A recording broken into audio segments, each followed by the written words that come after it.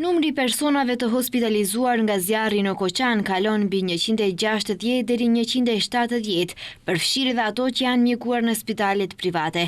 Jashtë vendit deri tani janë dërguar 70 pacient për trajtim. Kështu bëri me dje drejtori i Fondit Shëndetësor Sasho Klekovski. Ai po ashtu njoftoi se disa pacient do të dërgohen edhe në Itali, Holandë dhe Belgjik, ndërsa në ndërkohë, siç theksoi ai, mjek nga Çekia dhe Izraeli, kurse sot do të vinë edhe nga Britania, do t'ju ndihmojnë mjekëve vendas për përgatitjen e fazës së rehabilitimit të lënduarve. Mediave u tha se nuk do të jepen detaje për pacientët. Media të mos presin të dhëna të pacientëve sepse ato nuk do të publikohen sepse janë të dhëna personale. Do ju lutesha mediave që të mos presin një gjë të tillë sepse ndoshta ka pritshmëri të këtilla, secili pacient në çfarë gjendje është. Edhe spitalet e huaja insistojnë që komunikimi të bëhet vetëm përmes Ministrisë së Shëndetësisë.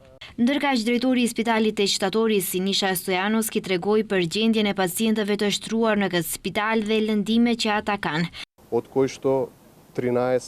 Lëndimet e pacientëve që janë tek ne janë me djegje edhe atë djegje të shkallës së dytë dhe të disa të shkallës së tretë, varësisht asaj se ku kanë qenë të ekspozuar gjatë zjarrit. Më së shumti në kokë dhe duar sepse supozoj se kulmi ka qenë i pari që është djegur dhe kanë tentuar të mbrohen me duar.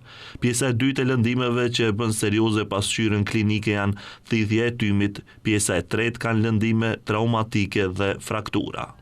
Gjendja e pacientëve, shtoi ai, është stabile, por për shkak se bëhet fjalë për lëndime specifike, gjendja e këtyre pacientëve ndryshon nga qasti në qast, që nga fillimi ai tha se ky spital ka mjekuar 32 pacient, prej të cilëve 13 tashmë janë dërguar jashtë vendit.